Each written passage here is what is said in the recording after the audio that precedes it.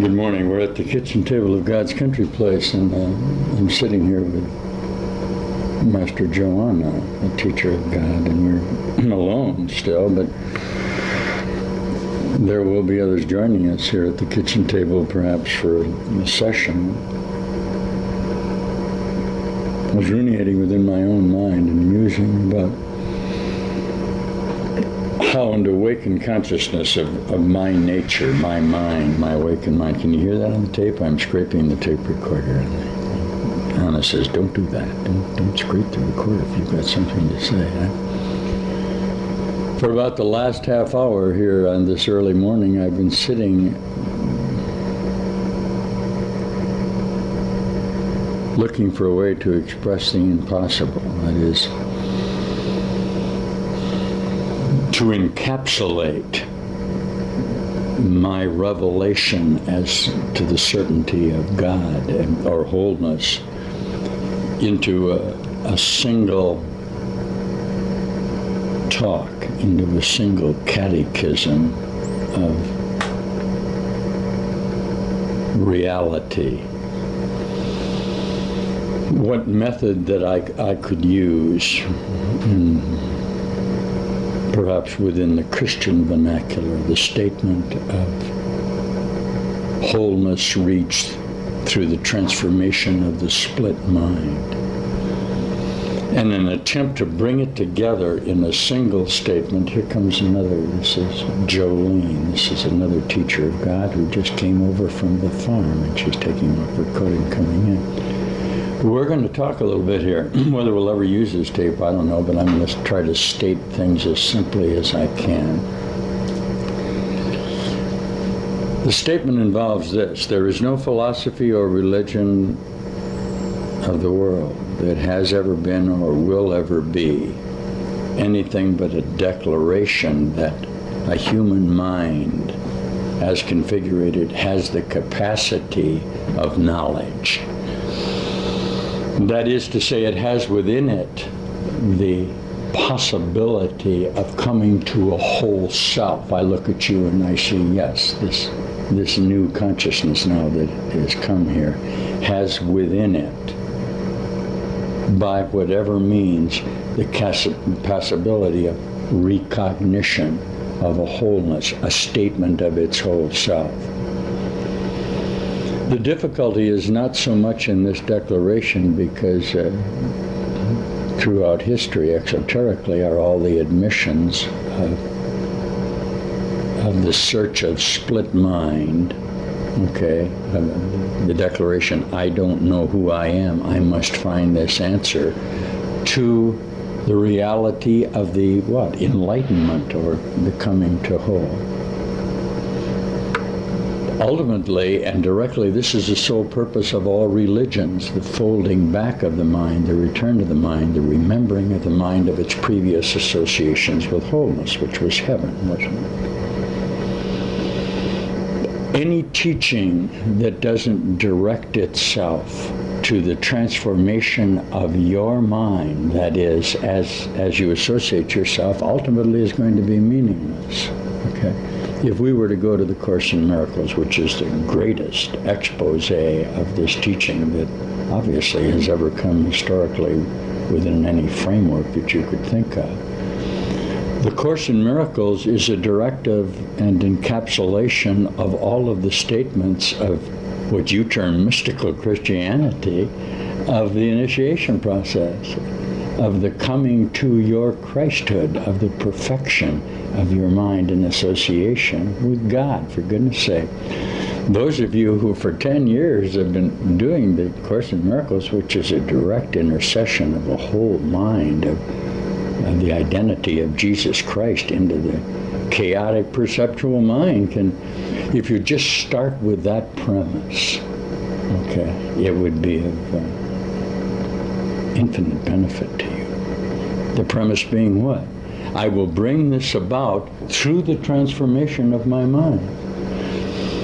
Then, instead of doing silliness like I've got to forgive my neighbor, I'm working on the idea of establishing relationships on earth, and I'm formulating new churches, and by silliness I don't mean that they may not have value within your framework. I'm talking about a statement of the truth of the necessity for the transformation.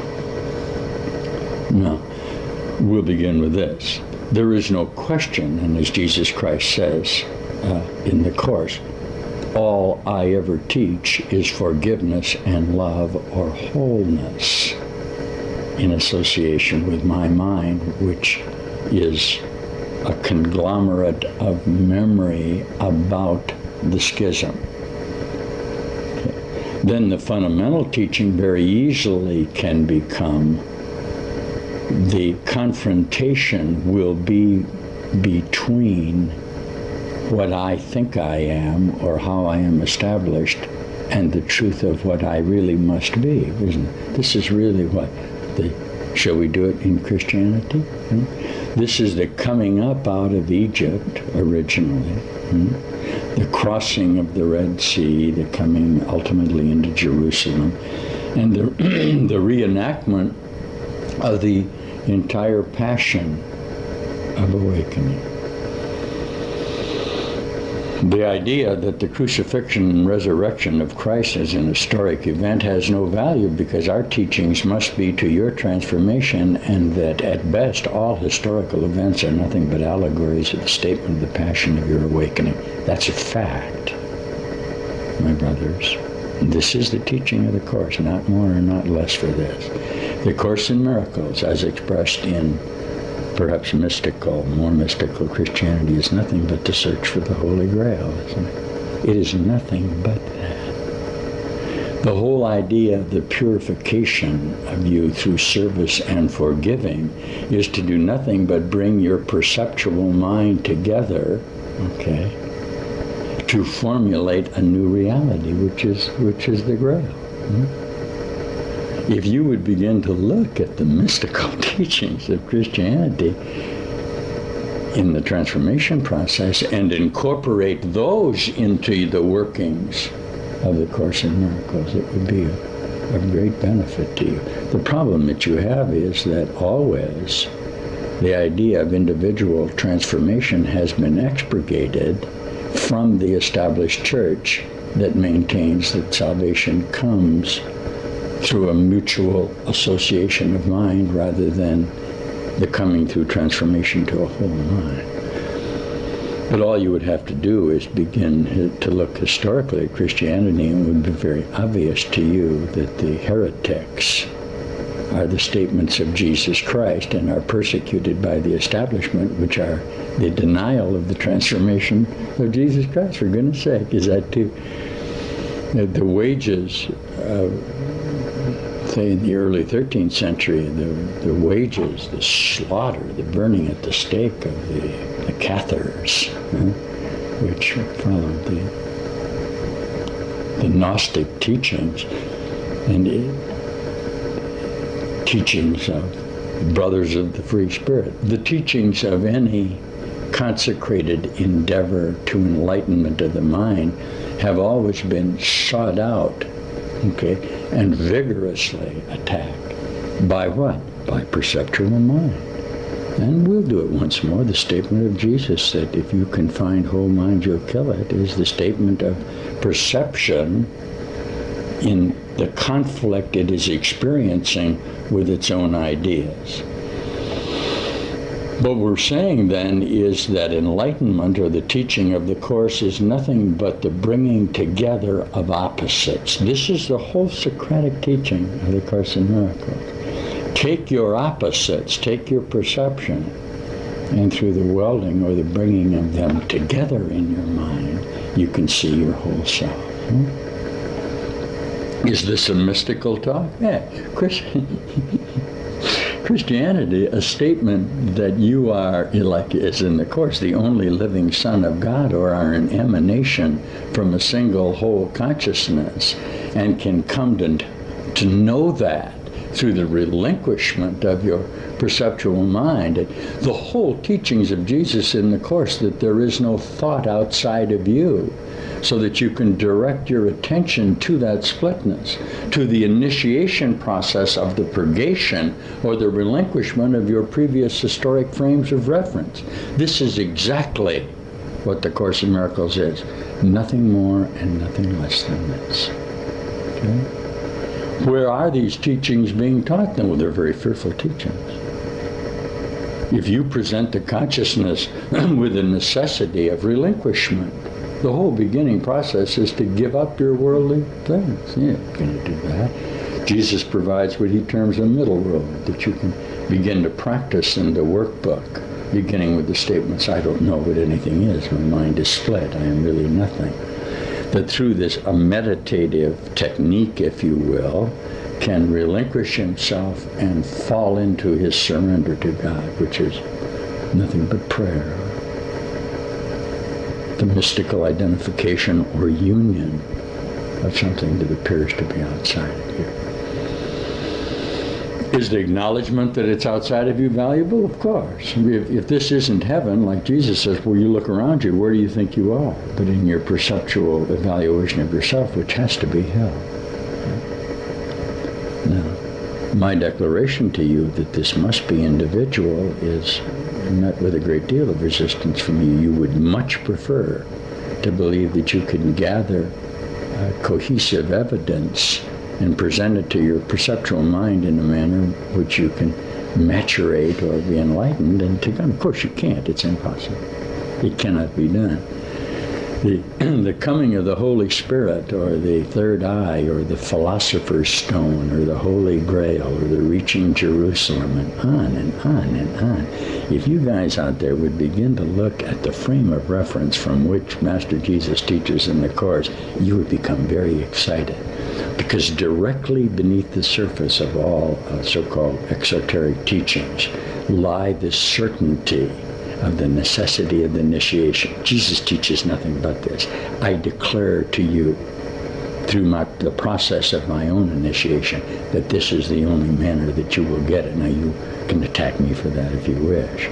But I am, as Jesus does in the Course, I'm laying the direct responsibility for the coming about of this into the power of your mind. Will the power of your mind lead you to the certainty of the necessity for the relinquishment of yourself? Of course. Okay. There are some lovely statements in the Course that direct you directly to that. Huh? Your sole responsibility is not to take responsibility. Okay. The only necessity you have is to relinquish the idea that you have a necessity. I don't know how you teach that, but that's our statement. That will bring about what? The actual transformation of your body-mind associations. And if you think that we are not concerned about the enlightenment of the whole self, you're wrong. The initiation process must include the coming to light of your physiological associations.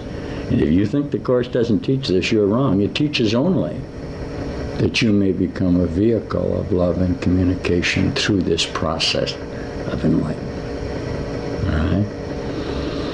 Now, the consciousnesses who have been directly associated with ideas of enlightenment or spiritual paths will often reach a point of the admission of the necessity for the transformation of their own mind, or the giving up of their previous value systems, at which time they simply turn away. Okay. We are going to begin at this jumping off place, and my whole teachings to you, if you listen to these tapes and the teachings of the brothers who are going to come among you, not in secret this time, not in separate cells, but rather in the open, as in the Course in Miracles, teaching you love, will be to your individual transformation. And this will make you very happy if you look at it. Why?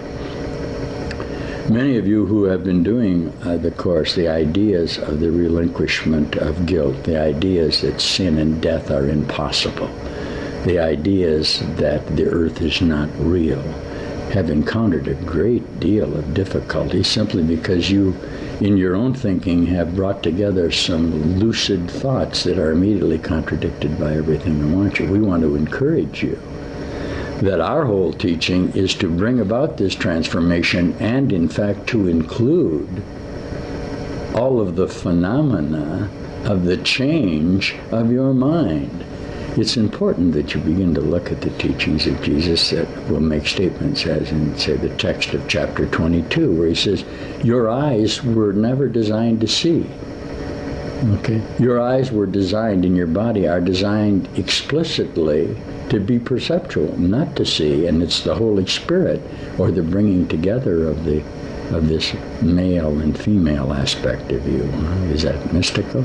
The bringing together of the potential of you, the activation within the cellular construction of your body. And this is kind of a mystical talk, but for goodness sake, there is no tradition that doesn't deal with enlightenment. The Course in Miracles is a course in whole-mindedness. Now that can start to be a lot of fun and happy for you if you will what? Direct your attention in an increasing manner to a determination that there is another condition of consciousness of which the earth is not and is not aware. This is the workbook. Okay? Can this be practiced? Sure. This is what we want you to do. But when you begin to experience then the real transformation of your mind, okay, we want to validate that for you. We want you to come to us and address us and say, teacher, I'm beginning to undergo some changes. I'm beginning to think differently than I used to. Everything seems the same to me, but it's entirely different in my mind. I am bringing together these thoughts. I am atoning. I am becoming enlightened. These are the people we want to hear from. We know what's happening. And we know that it's being denied by group therapy in order to force you back into the mold of perceptual falsity. Are we attacking society? No, we don't care. The statements of Jesus are the world isn't real. Everyone must come to know that. Okay? Obviously you're going to attack that, but that's okay.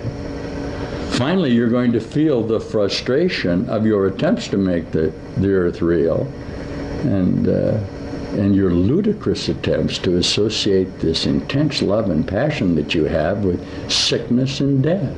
You're very determined to bring them together. The whole teachings of the Course is stop doing that. That's insane. The whole teachings would be that there is only love and that there is no conflict, and that through a change of your mind you will change the world, because the world is only your construct and your dream. Wow, is this easy? Do you really want to look at the idea that you are the cause of the world, that the world is literally you? Of course not. But the whole teachings of initiation are to the direction that you are body world or body mind or wholeness contained within yourself. What fun it becomes then. Why? As you see these things happen, you say, yes, I'm changing. My mind is going to be enlightened. It can happen to me. Then when you read the stories of Rosicrucians and Masonry and all of the lovely mystical elements, the original formulations of all established religions contain elements of enlightenment, or the frenzy of Damascus, or the Pentecost, or the Methodist, the vision, the activation of the potential, the shrine of reality, the grail, the hermetic idea of the formulation of the energies of the body, the awakening of the kundalini, the coming together of the yin and the yang. Come on. What do you think the Course in Miracles is?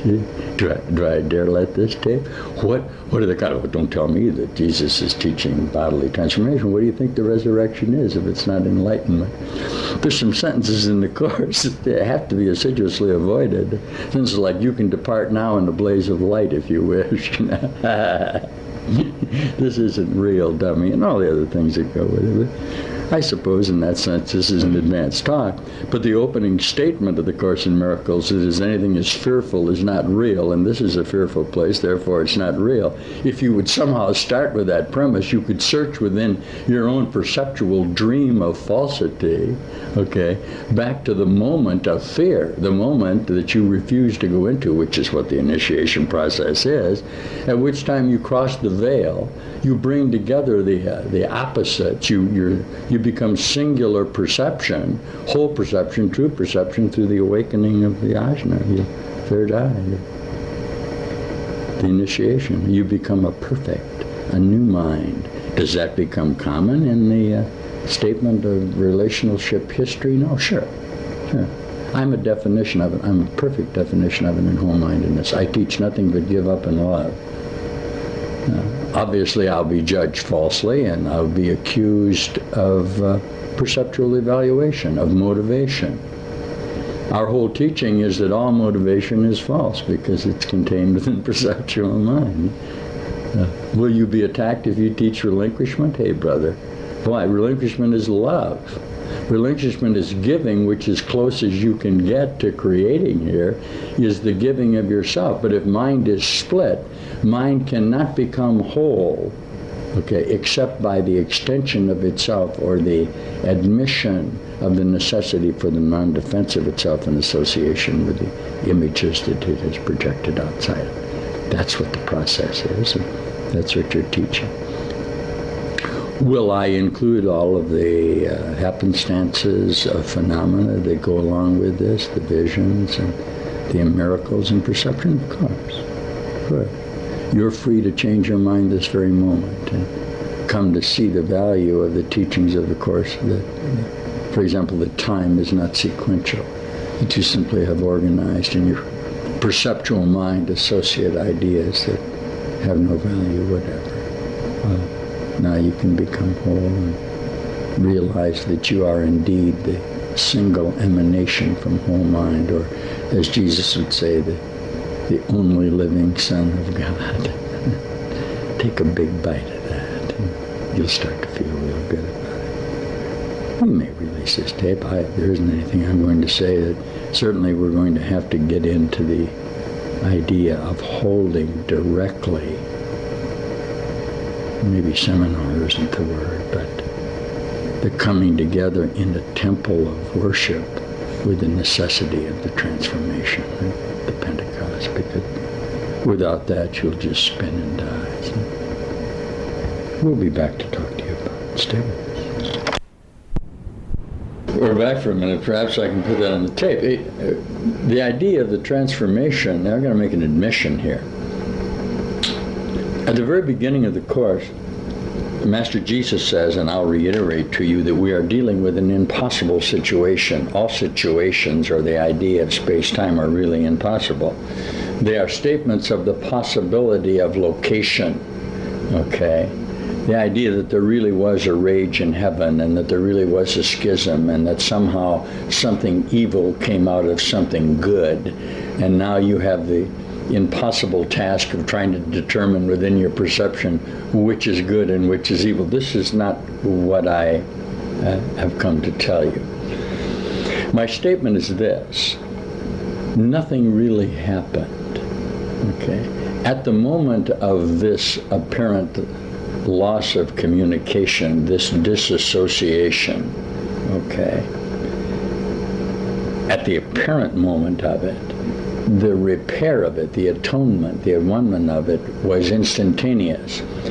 The distance between the idea of the possibility of separation and the return to wholeness are what space-time are, okay? Now, you may pose the question as often as you wish, and certainly established Christianity, that religion does it, you know. Well, if that's so, what is the purpose for me? If what you say is real, I must have something evil outside of myself, or I must accept the responsibility that I am the schism. This is my teaching. Okay. But you're going to pose the question, well, what am I doing here? You are giving me validation here in order to assert that I can come to the truth. You will be mistaken finally if you believe that I'm doing that. My indication in this is for you to see that you really have no choice in this. The idea that you could make a legitimate choice to being separate from wholeness and coming whole is absurd and insane. That being said, I direct you to the only release there ever could be, and that would have to be the acknowledgement of the unreality of sickness, sin, and death. It literally cannot be done any other way. That then, conversely, must involve the coming together of your whole mind, thoughts, and association with this schism which is established in your mind. That's what the initiation is, isn't it? Hermetically, it's the activation of the I Ching, the genetic potential of you, with the certainty of the emanation of a single reality in the creative endeavor. Is that a real thing? Yeah. Dear teacher, if you are potential, there is a necessity for your activation. In the mystical experience, as long as this is a mystical talk, in the beginning, God created heaven and earth. God is feminine plural in the translation. And if you would like to retranslate that, in the beginning, a group of 7 sisters or 7 females created heaven and earth. It would be very, very close to the truth. Is that okay if I put this in? Obviously, we're going to take the centers of your potential or your female or your churches as expressed in the apocalypse. Boy, this is really getting mystical. And activate them through the insertion of a male reality, as you would call it. Wow, isn't that something? People complain about Master Jesus not having gender in the Course, and I notice how quickly they'll take it and say brothers and sisters. No, we don't do that. Okay, the necessity for sister or female, okay, obviously is the demand of earth associations or potential with the reality of the impregnation of the male. And there's a great necessity to acknowledge the female. Without the female, there would be no necessity for the male. You're telling me that the female is evil somehow. The association or the idea of that potential is evil is a statement of time or possibility. And of course, that's evil in the sense that it contains notations of distraction in regard to possibility, in regard that anything could occur that has not already been totally fulfilled within the framework of reality.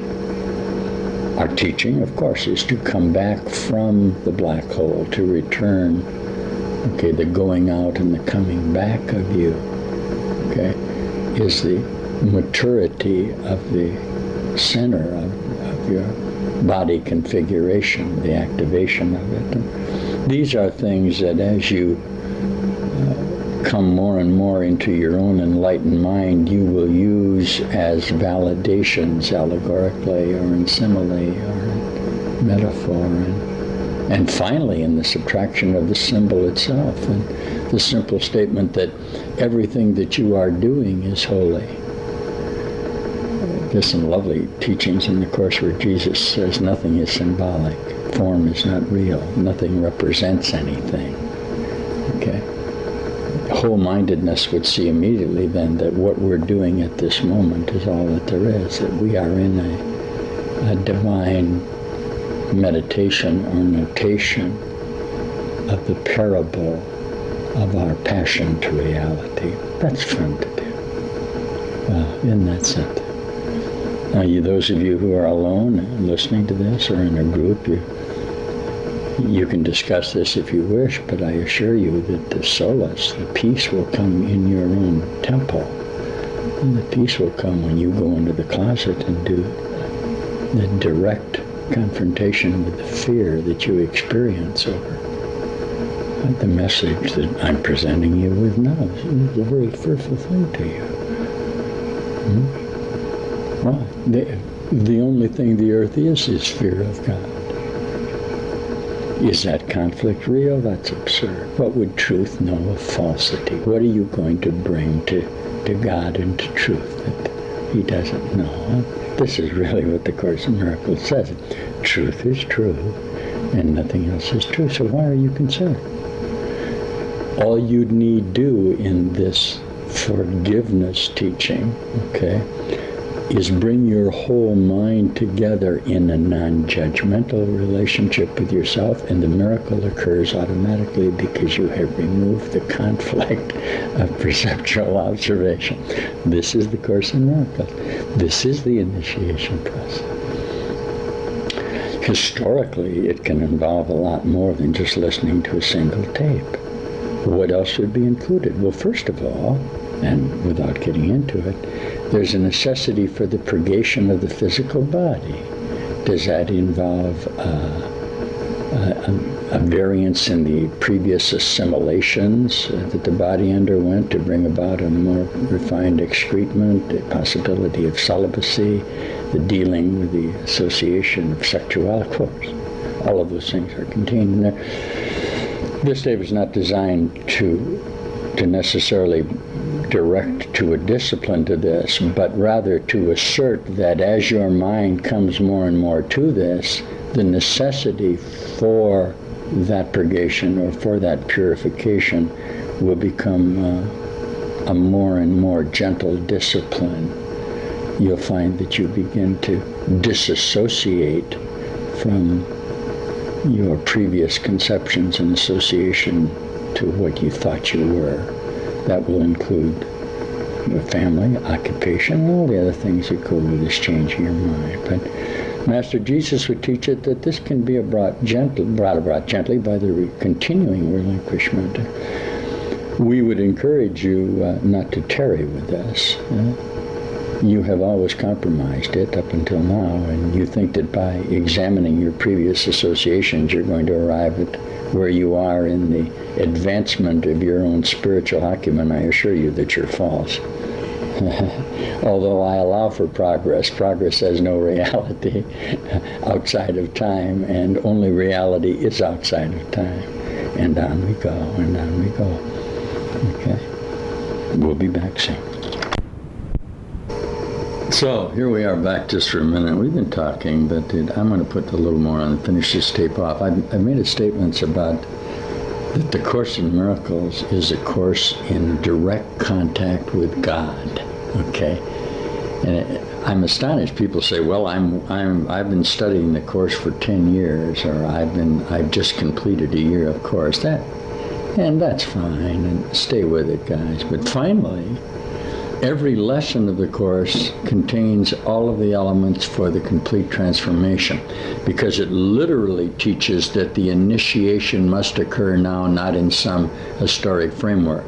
It teaches that you've never been right, and once you are, you won't be here and the world will be gone. But that is a direction of initiation, or the possibility of an actual vision or illumination. And I'm going to do for you lesson 157 without much interpretation. I'm going to read it to you. But you remember that this is how we teach the Course. We teach that if you'll do this, you will begin to have these experiences. Okay. This is a day of silence and of trust. This day, today, now. It is a special time of promise in your calendar of days. It is a time heaven has set apart to shine upon and cast a timeless light upon this day, where echoes of eternity are heard. This day is holy, for it ushers in a new experience, a different kind of feeling and awareness.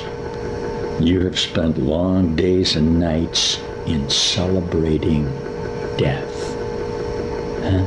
Today you learn to feel the joy of life. Now, this is another crucial turning point in the curriculum. We add a new dimension now, a fresh experience that sheds a light on all that we have learned already and prepares us for what we have yet to learn. It brings us to the door where learning ceases, and we catch a glimpse of what lies past the highest reaches it can possibly obtain. It lies past the highest reaches of our perception, doesn't it? It's the initiation. It leaves us here an instant, and we go beyond it, sure of our direction, and of our only goal. Today, it will be given you to feel a touch of heaven, though you will return to paths of learning. Yet you have come far enough along the way to what? To alter time sufficiently to rise above its laws and walk into eternity a while. Okay? You think we're not teaching initiation, you listen to this. We will alter time.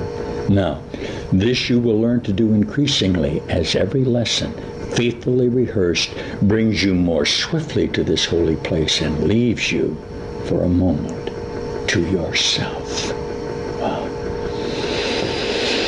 Now, yourself will direct your practicing today, for what you ask for now is what he wills, and having joined your will with his this day, what you are asking must be given you. Nothing is needed but today's idea to light your mind and let it rest in still anticipation and in quiet joy, wherein you quickly leave the world behind. And that lesson is, into his presence would I enter now. You ready for this? From this day forth, your ministry takes on a genuine devotion and a glow that travels from your fingertips to those you touch and blesses those you look upon. Healing, huh? A vision reaches everyone you meet and everyone you think of or who thinks of you. For your experience today will so transform your mind that it becomes the touchstone for the holy thoughts of God. Ready? Your body will be sanctified today. Its only purpose being now to bring the vision of what you experience this day to light the world. Okay? We cannot give experience like this directly, yet it leaves a vision in our eyes which we can offer everyone, that he may come the sooner to the same experience in which the world is quietly forgot and heaven is remembered for a while. As this experience increases and all goals but this become of little worth, the world to which you will return becomes a little closer to the end of time, a little more like heaven in its ways, a little nearer its deliverance. And you who bring it light will come to see the light more sure, the vision more distinct. The time will come when you will not return in the same form in which you now appear. Wow. For you will have no need of it. Yet now this sanctification of your body has a purpose and will serve it well. Today we will embark upon a course you have not dreamed of, brother. Listen, but the Holy One, the giver of the happy dreams of life, translator of perception into truth, the holy guide to heaven given you, has dreamed for you this journey which you make and start today with the experience this day holds out to you to be your own. Into Christ's presence will we enter now, serenely unaware of everything except his shining face and perfect love. The vision of his face will stay with us, but there will be an instant which transcends all visions, even this, the holiest. This you will never reach, for you obtain it not through your learning. Yet the vision speaks of your remembrance of what you knew in this instant, and will surely know again. This is the highest statement that has ever been made in any vernacular of the certainty of the transformation of your mind through the application of this course, through the relinquishment of yourself. This is the moment of the glory of the parting of the veil. This is our declaration to you that it has happened to us and can happen to you. This is our only statement. Everything else then, through this light, through this awakening, will change about you as you see that this little place that you have constructed in the sickness of your separation has no reality. It's a hatching out, isn't it? It's a birth. Okay? It's a coming out of the tomb. It's the rolling back of the stone. It's the awakening of you to the light that's all around you, dreamer of death dreams. Okay? You've experienced death enough now, teacher of God. come here with us and experience life eternal. How very lovely. We'll see you soon. Isn't that so very lovely? Into his presence I would enter now. Let's take the last few minutes, if you will join us now, those of you on this tape, and let's make this contact together, this union that we speak of. And you use then the energies of this enlightenment. Use this tape. And join together now in this brotherhood of this contact with God, and you feel it. Then open your hearts and open your minds and part the veil. Come to the light.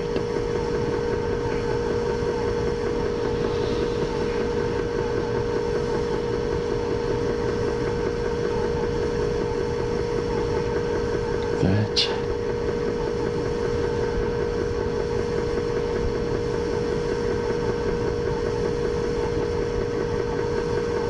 Into his presence will I enter now.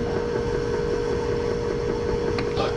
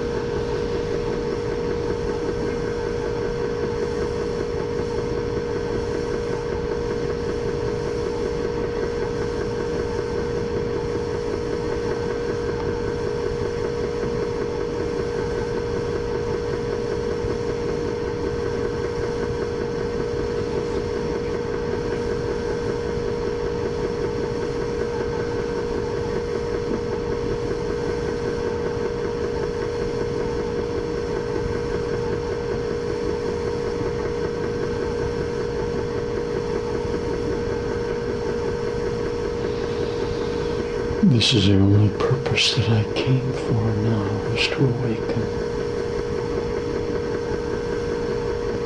I'm here now, and I will awaken.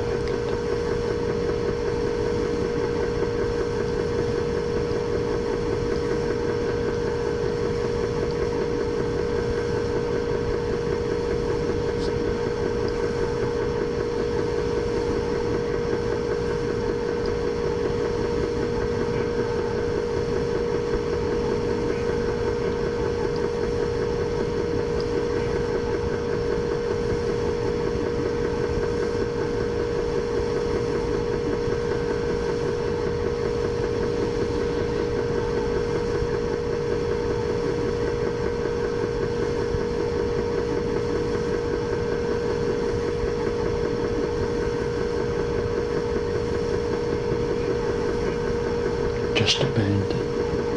So, yes.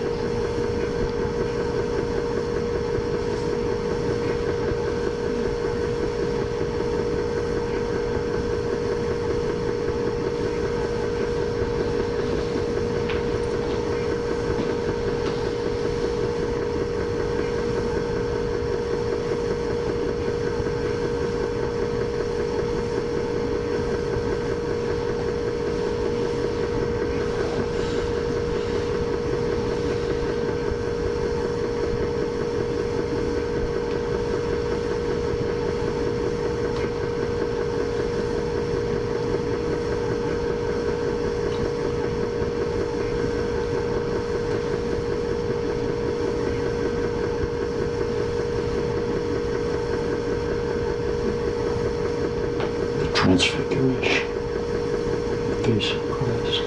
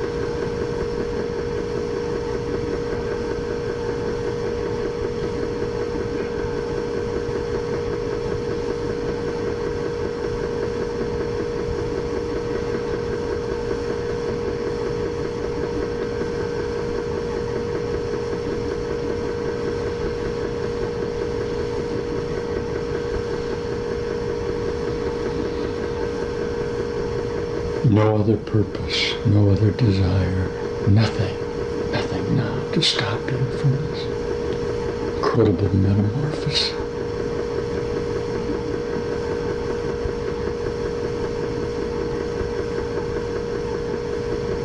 All new.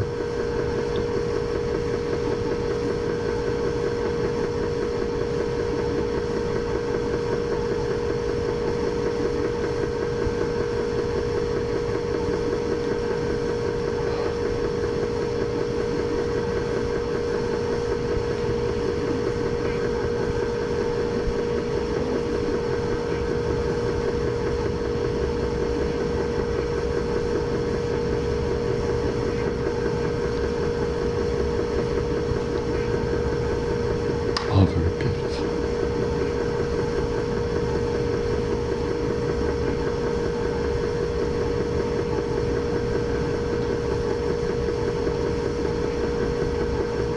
Into his presence have I entered now.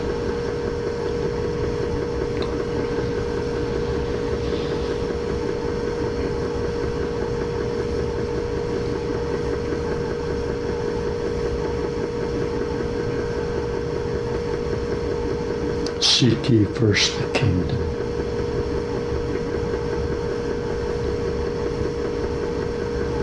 All else will be revealed to you.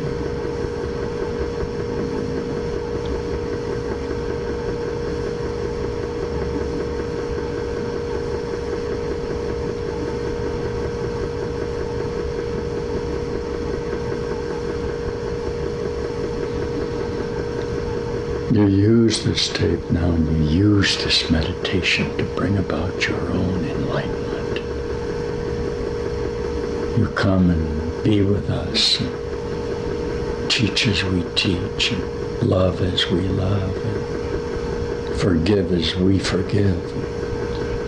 Let your mind come whole now.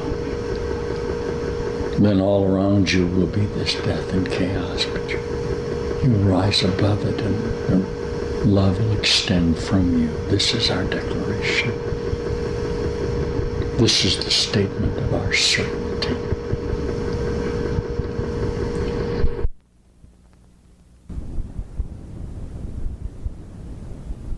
From the kitchen of God's country place, I don't know, we're just sort of rambling here. It's a lovely Saturday morning, and the sun is shining. We're at the kitchen table, and tomorrow is Palm Sunday. And we have thought forms projected from us, don't we? Finally, in perceptual consciousnesses, thought becomes form, inevitably. Okay? There's some lovely sentences from the Master Teacher Jesus in the Course that would indicate from certainty that nothing represents anything. The whole nature of the schism is the notation that Adam represents himself separately from his whole thing, and must by necessity begin to name the animals. He cannot do it. The moment that he names anything, he gives it a separate identity from his self-association, doesn't it? And it becomes part of what? Part of his nomenclature of thought form. Excuse me, I'm just waking up here this morning. We get them started around here at 5:30, so those of you who come to God's country place must know that at 5:30 I'm up at 4:30 kneeling, and by 5:30 we're... Don't you believe that? It's later than that. It's 6:30. That's a thought form, do you see? See how your mind organizes time in relationship to the form that you are being presented with. And we are faced then with the impossible dilemma of the perceptual mind in association with its own forms as directed by its memory, isn't it? Okay. without getting into the basis of the workbook, because obviously the consciousnesses doing the Course in Miracles are not doing the workbook in the nature in which we would make a provision for it. If the initial statement of the workbook would simply be then, you don't really know what anything is, but have given it a form, okay, in a space-time relationship, in a comparison of your consciousness mind, okay, as you apparently have constructed yourself, since obviously the construction of yourself would be a denial of the absolute source from which the emanation of your thought protrudes. But that being said, you're caught with these forms, all right? And I'm going to give you the forms. Why? I must give you the symbols of your own reality.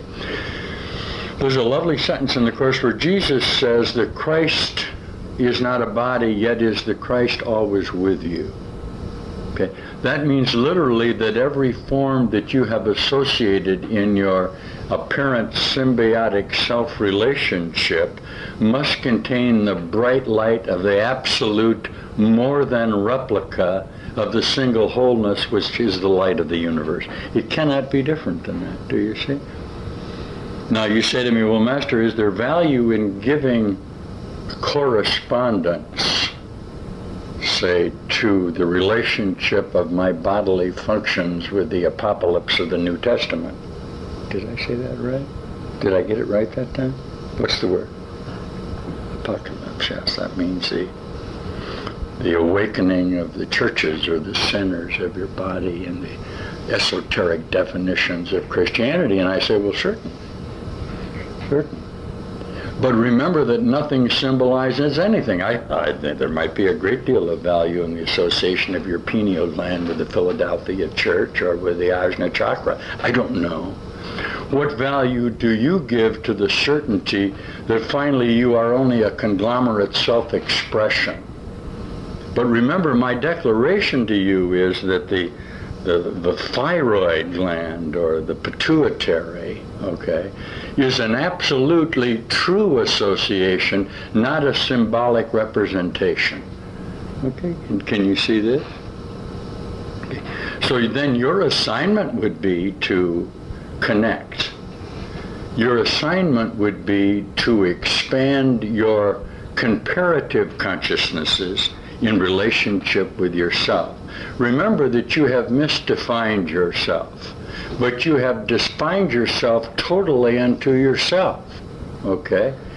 If the lion could hunt downwind, there wouldn't be any antelope. Okay, the lion has provisions for his lionness, okay, over which the bounds he will not step. If he did, obviously he would disrupt his previous association with himself. Do you see that? You can't teach the lion to hunt downwind. His lionness is based on blundering finally into the antelope so that they can smell him from a mile away.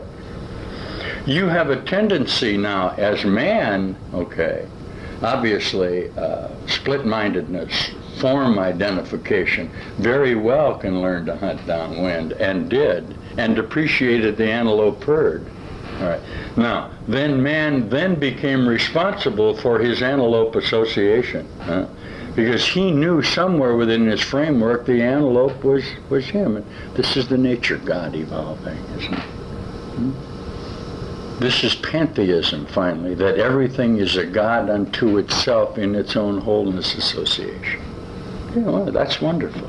What are you going to do with that in your own thought associations? At what point do you separate the lion from yourself? Or as Jesus says, the coat hanger in the teacher's or in the workbook, he says God is in the coat hanger. He doesn't mean that the coat hanger is a piece of God. He means that the coat hanger is God. And that's quite a step, isn't it? The admission that the thought forms of you in space-time, in your own association, can be brought together and must be brought together in the wholeness of your own mind.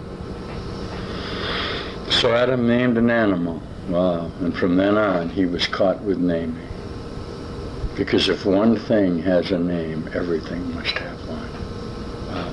And he'll live within that framework of the thought forms of his own creative mechanisms. That's what we're faced with here. You are using this power of singleness of consciousness, all right, and identifying it separately from you. If you used Master Jesus, you'd say there are no separate thoughts. There is no such thing as a separate thought. Everything must be only your thought about it. You can do anything you want with that relationship, but you will not make it not so. The difficulty of identification, or the impossibility of identification with the awakened mind, is that it's perfectly clear to me that the candle there on the table is whole, not only unto itself but unto me, and I have no relationship with it that is symbolic. Although I may in my perception identify it and perform the ritual of the symbolism of subtracting the distance between that candle and my mind process. You would call that perhaps the Mass. I can remember when somebody said to me that in the Catholicism, in the Catholic Mass, that the wine becomes the blood and that the wafer is a symbol of the body. And I'm perfectly aware that in reality, that's exactly what they do become, the body and blood.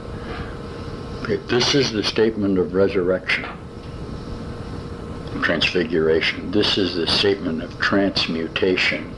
Okay. Finally, this is the declaration that you are whole each moment. Okay.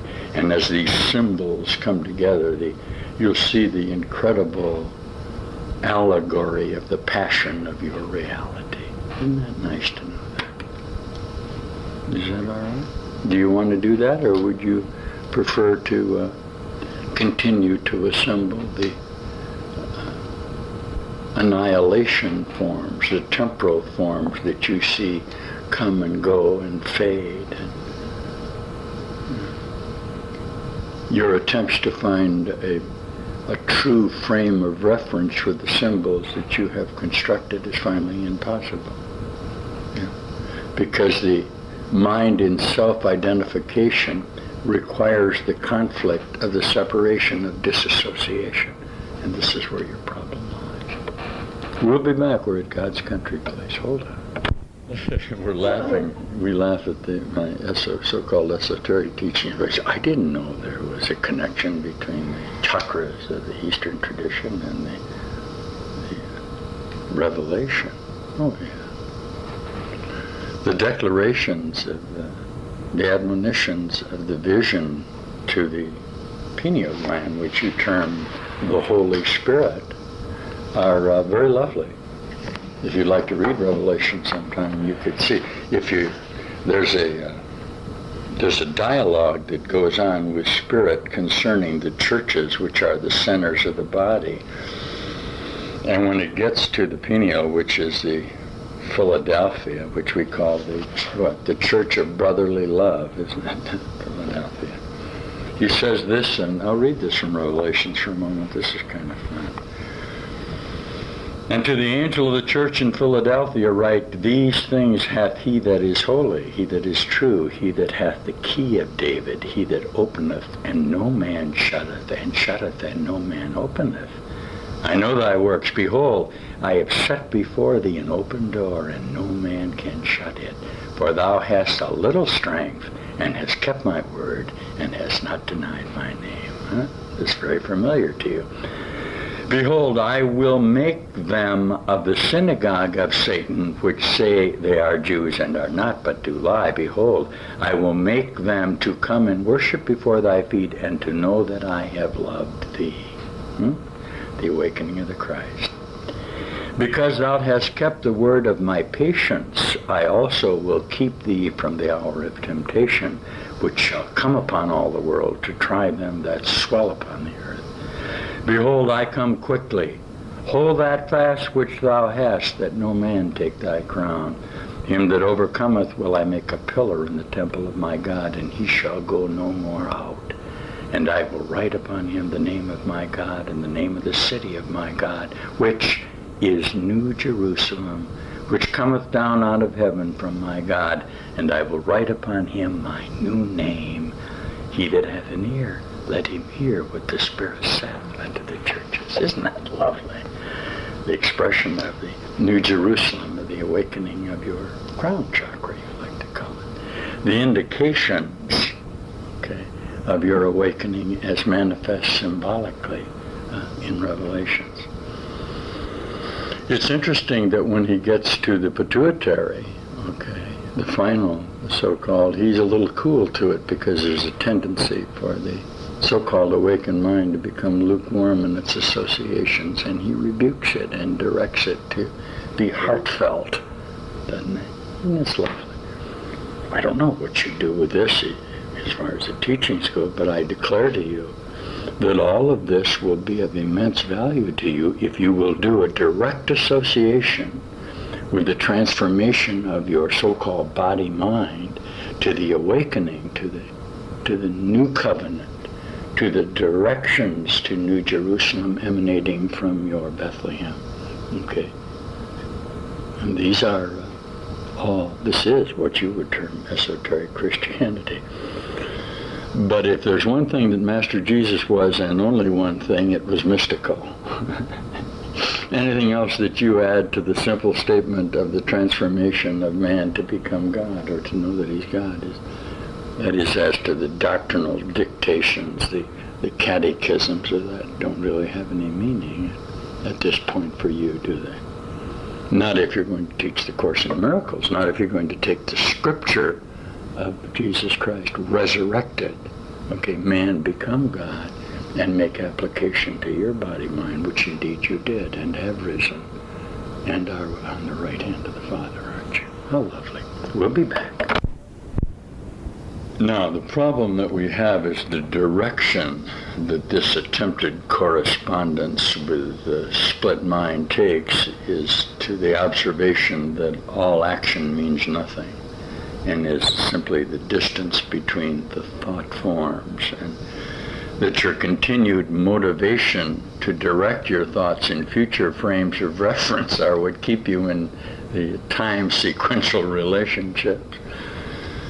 So we end up saying do nothing, which to you is a form of action, so you sit in your apparent nothingness, and now the application of the discipline of these tapes will become important to you, because with the allowance for the continuing subtraction of your perceptual associations, you will undergo the transformation. This is the initiation teaching, guys. This is the bringing together of the thought forms of your mind, and the opening of the tomb, the splitting of the temple, the Easter of your remembrance, isn't it? And that's what you're undergoing now, aren't you? Does this give you happiness and peace, or does this cause you consternation as your value systems shift, and you suddenly have to look at the things that have been occurring around you that you have previously been willing to tolerate, that are no longer tolerable to you? You are, seeing a view of hell, as Master Jesus would say. You see that by the guilt of your associate thoughts, you have literally constructed a falsity of a dimension heretofore unknown to you by the determination of you to subtract yourself from your own reality. This then is a course in miracles, a course in the coming together of your mind to the wholeness of you in the absolute universal association which we call heaven.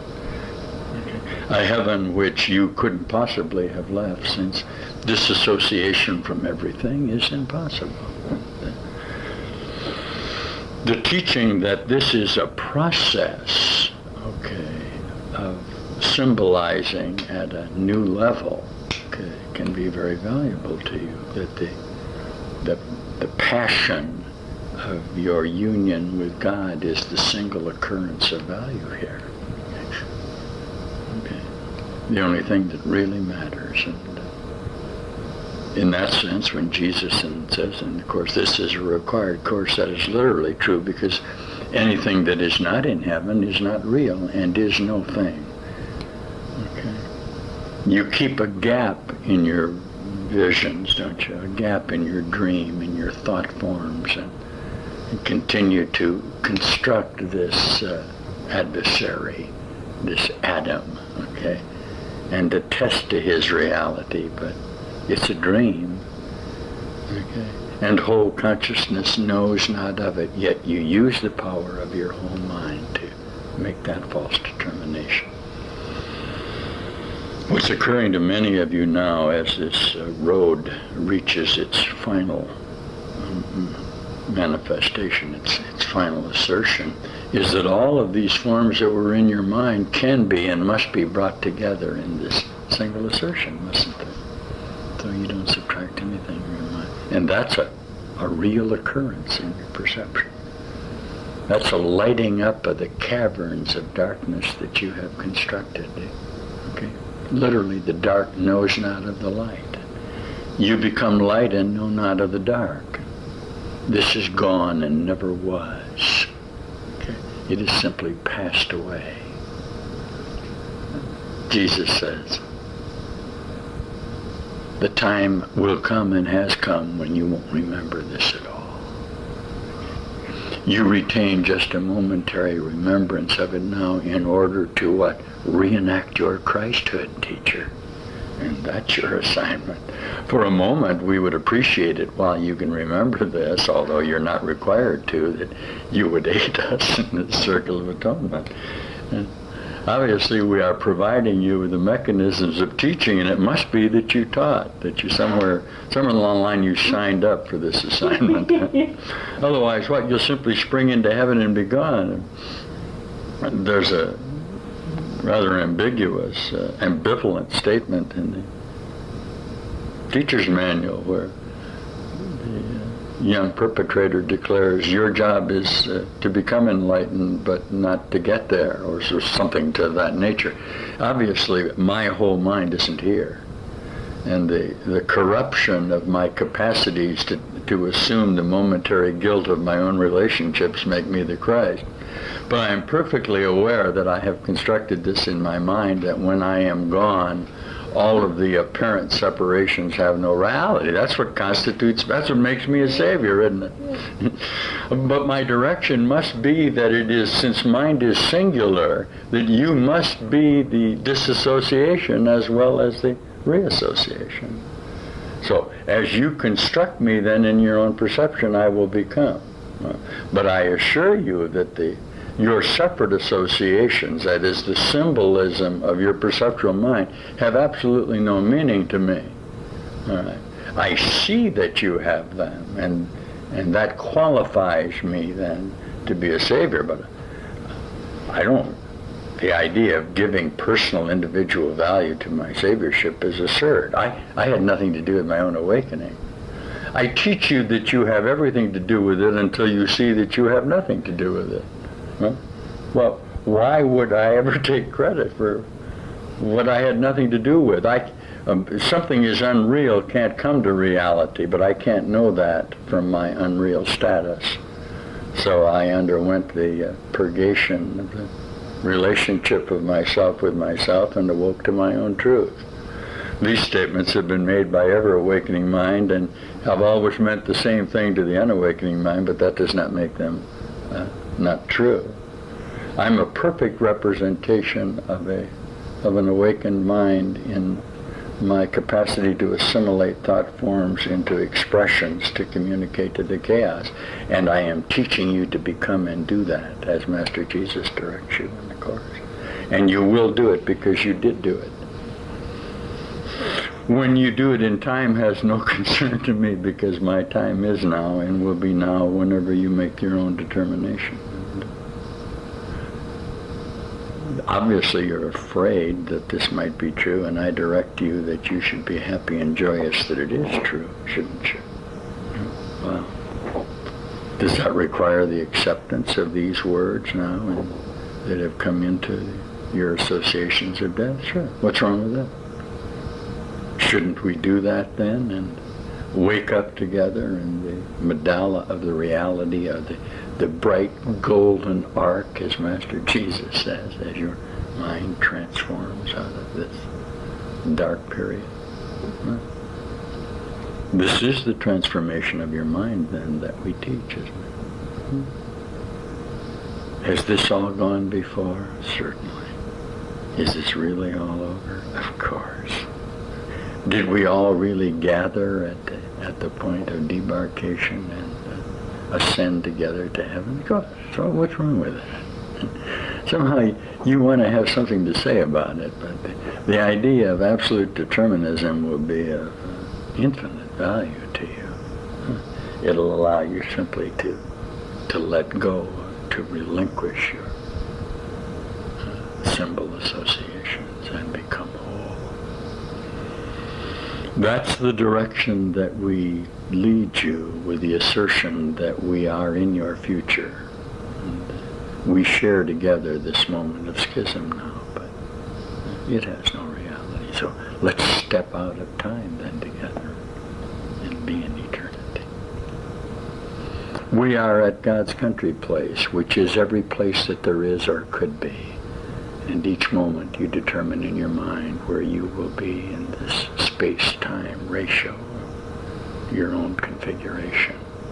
We would direct you now to shorten time and awaken to that moment of glory that came about the moment that the idea of the separation occurred. It has been long coming, but what difference how long now that they have come, now that we are here? Whether a moment or a million years. So we say to you, welcome home. Happy Easter. He is risen. He is risen indeed. We'll be back. Master Brother Jolene just informed me that this talk is on the other side of the initiation talk. Initiation, hey, wow. Who's the greatest initiate that ever lived? The original great one, Jesus Christ of Nazareth. He underwent the apparent passion, of the transfiguration of the body-mind. How lovely then these symbols, this allegory of the resurrection through the birth of Christ in the virgin female reality, and its flight into Egypt, and its escaping the Pharaoh as this new Christ that is born in you ascends from your lower regions, or from your glandular associations on up to the Jerusalem, or the Golgotha, the place of the skull where you are crucified and transformed. Isn't that lovely? Huh? This can be a lovely initiatory statement that you are born in Bethlehem, 7 miles from Jerusalem, and in the cradle, in the association of the beast, right? In the manger of your potential, in the cave, isn't it? And it never really stops. And most particularly, as Jesus says in the Course, it includes the week of the Passion, the Holy Week. And in the Course he says that this contains, chapter 20 in the text, contains all of the elements of the necessity for your undergoing of this passion of the awakening of your own mind, of the springing open of the tomb. How much Gethsemane does it include? How much apparent abandonment of the thought forms that you had established to give you solace within the framework of your own awakening? I don't know. Master Jesus says to the disciples, he says, can't you even stay awake long enough to see what's happening to me? Wow. Then he turns to the Father in a silent prayer and says, Father, I'd appreciate it if you would remove this cup of sacrifice from me. And speaking as a man, of course. There's no answer, is there? Then the incredible words that nobody really wants to hear on the cross of, my God, why hast thou forsaken me? Which is followed almost immediately by, into my hands. Thy hands I commend my spirit. It is accomplished. This is literally the process that you are undergoing as an initiate, coming to your own truth. Is that okay for you to hear? Why shouldn't you hear it? Look at the value of of Christianity in the statements of Christ. Why? Because following into thy hands I command my spirit, he is reconfigurated in the body-mind association to give you the absolute direction of the impossibility of death. Okay? We don't die to prove there's no death in the sense of physical death, but rather declare to you that he that believeth unto me will never die. And we'll see immediately that the totalness of his dedication to the reality of the Christ form brings him instantly into an awakened vocabulary of expression and the extension of his own mind. This is called speaking in the Spirit. That's what I'm doing now. And that's what you will do. And that's what Jesus commanded his disciples to do when they said, go out into the villages and don't take sides, just open your mouth and let the Spirit speak. He sent out, 60 or 80 of them, and 12 came back, and they weren't all too sure what they were doing. That's okay. What does he say? If you're not being heard in the village, put dust to your heels. Meanwhile, the lovely miracles are occurring all about them. You must remember this. Okay. It is only the residual of the resurrection that remains here. All right. But if you're going to make that statement, you're going to have to look at the certainty that you were the residual, that you were the rejecter of the resurrection. For indeed, do you make the proclamation through propitiation that the Christ is risen, you are no longer here and the earth is gone. And this shows you, rather directs you to the absurdity of the continuing establishment of the mind and the limitation. Since if the Christ is real, indeed he is you, and you are risen with him, aren't you? This is the new teaching. This is the direction of the later day masters now. The later day teachers through the Course in Miracles will make these declarations to you. And you did use them, and you did come to know this in the fabric of the continuum of space-time that you have constructed. For me, it's a little bit like stepping out of time, and I view the fabric sort of like a honeycomb of the reality relationship of space-time, and I can detect the bright spot of the insertion of the Course in Miracles. And we step out and then step back in to manifest in the certainty of the communicative devices of ourselves with ourselves. Jesus says if you look at it that we're all together out of time reminiscing about this, it would be of value to you. I assure you that's true. And that the great Master Jesus sits with us now as he sits with us out of time. Is this a hierarchical indication? Is this an indication of another level of associate consciousness? Sure. What's wrong with that? Okay. Up from the grave you arose, okay, and became that new light body. That's what we're teaching. This tape can be heard by people at various levels of their own maturation, and that's all right. But I direct to you that the power of God is you.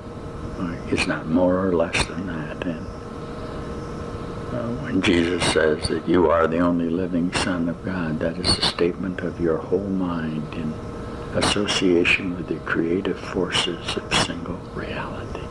It cannot not be so, teacher. And if you look at it now, you'll come more and more to that determination. We'll be better. We're all laughing at esoteric Christianity. Of course, when the Christ is born in Bethlehem, he is pursued by Herod, which is the middle range of the human energy as the Christ progresses from Bethlehem to Jerusalem. And he hides in Egypt, doesn't he? So the parting of the Red Sea, then the crossing of the Jordan, is the movement of the Christ child who is born up to his full kingship. There's some lovely passages in the Course where Jesus says, take care of this lovely little Christ child that is born in you now. And we might say this to you guys out there. You've got this Christ child born in you. You reached a point of perfection in your own virginity where momentarily you had this union or this impregnation of spirit. And you want a tender, full recognition to this this Christmas Christ, don't you? Okay.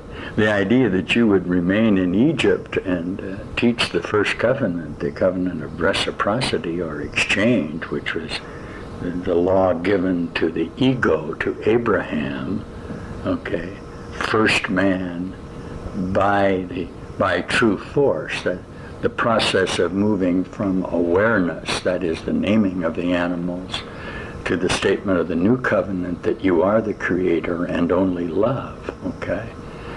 So we're not going to leave you in Egypt. And what about the 40 years in the wilderness where you've been for some time and in your hopes to find this truth? And indeed we did hide Moses in the bulrushes.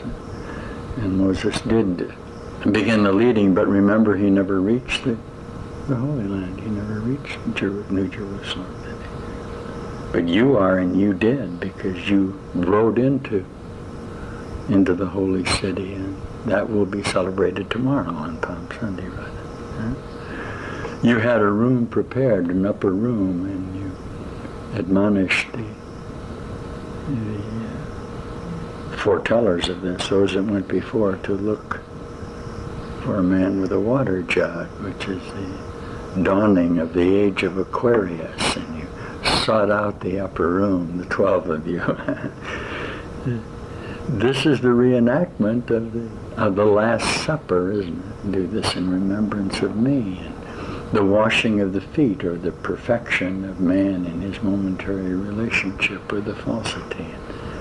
And on, and it's lovely to take the Gospel of John, okay, and to read the Last Supper story, and the determination of the disciples to hold the master teacher and the limitations of his own mind, and how he overcame and became whole. So, are we teaching this within the Christian tradition? Hey, we are genetically, in a memory standpoint, directly connected to 2,000 years of this tradition. Is there more value then in the symbol relationship of Christianity, perhaps, than with other traditions, or Eastern traditions? I would direct you to this, to the extent that you subtract anything from your mind, okay? You're not going to succeed in this endeavor. This happy surprise that will come as your mind undergoes this process of initiation, you will literally begin to see differently. And suddenly a passage of the parable of Jesus that was obscure to you will light up brightly in your mind, and you'll see the direct connection of your association in your mind. This is a wonderful experience. This is what's happening to you, isn't it? So in that sense, and in a true sense, you are undergoing this awakening, this resurrection of your mind. Huh?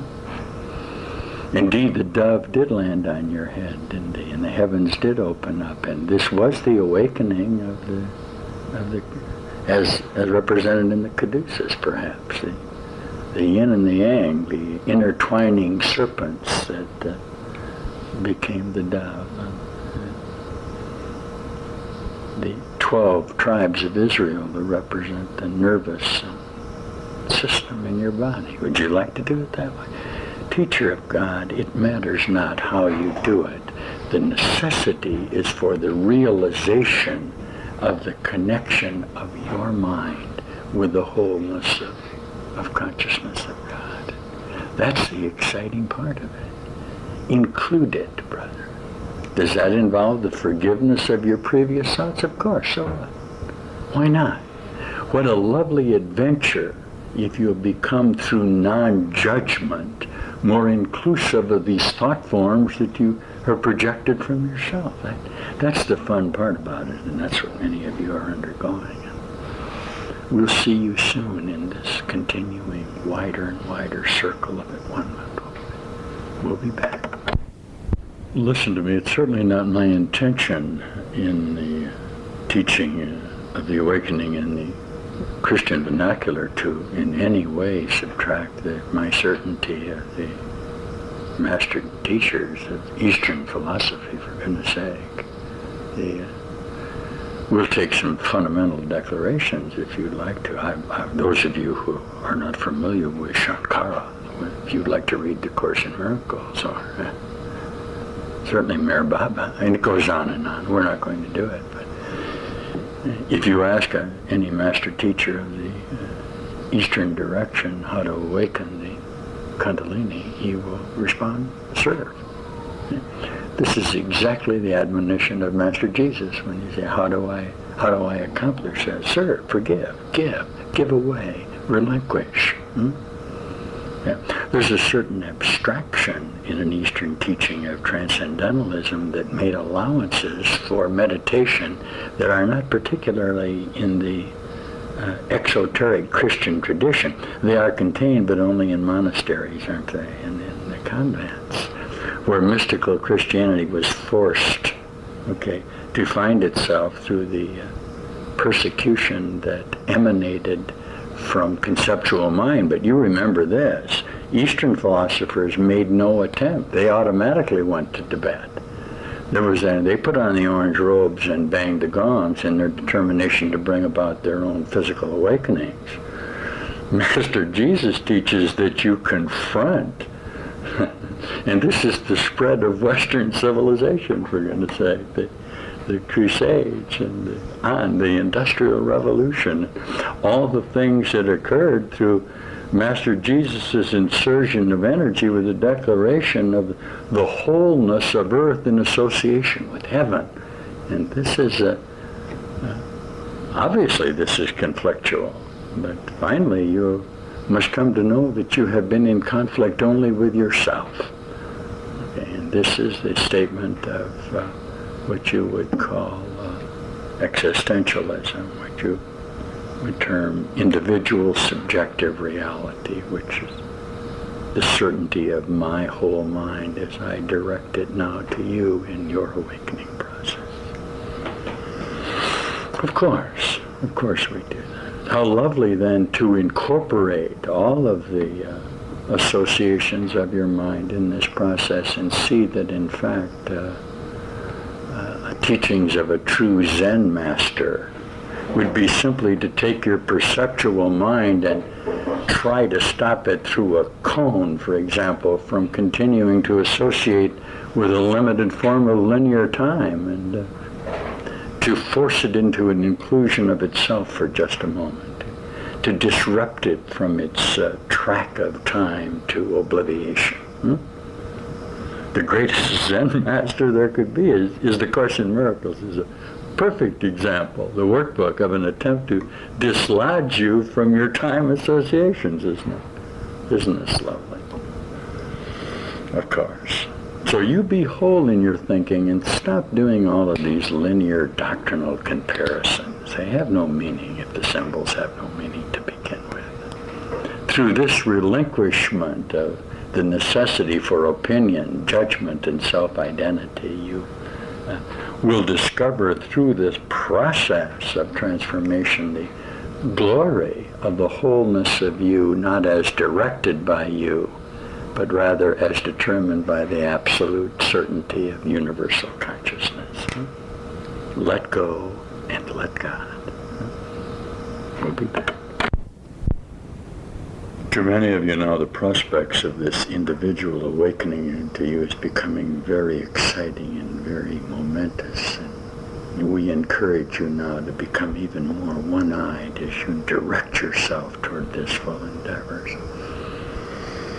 Let's share just a moment now the certainty of our capacity to unite with this new energy and to be with God. And we'll share these moments together. We hope we see you soon. We have never been apart.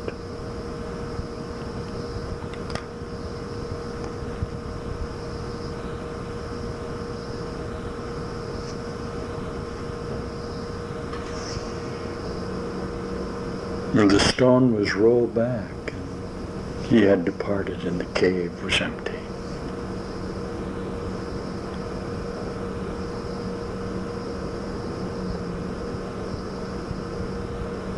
You are risen then, aren't you? You are risen indeed.